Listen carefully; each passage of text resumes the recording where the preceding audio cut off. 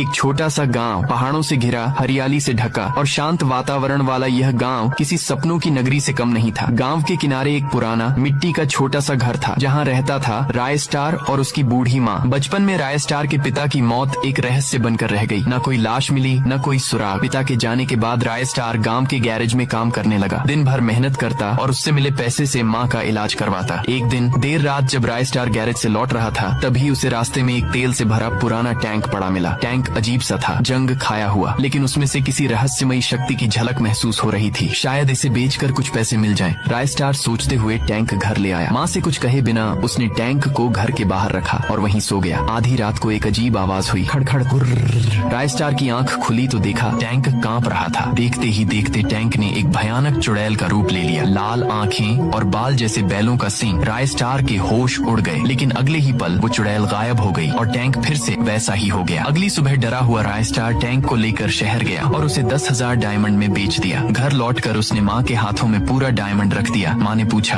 कहाँ से आया ये सब? मेहनत की है माँ, सब सच है। पर माँ की आंखों में डर था। बेटा, तेरे पापा भी यही कहते थे। और फिर वो लौटे ही नहीं। राय स्टार चुप रहा, दिल में डर था। अगली सुबह जब माँ डायमंड देखने कमरे में गई तो देखा डायमंड खूंखार जानवरों में बदल गए थे। वे हमला करने ही वाले थे कि माँ चिल्लाई, बेटा जल्दी आओ। राय स्टार दौड़ आया, लेकिन कमरे में सब कुछ शांत था। माँ, तुम्हें शायद भ्रम हुआ है। माँ कांपते हुए बोली, मैं झूठ नहीं बोलती बेटा। राय स्टार कमरे में आकर देखता है सब कुछ नॉर्मल था। रात को फिर अजीब आवाज आई, किसी लड़की के रोने की।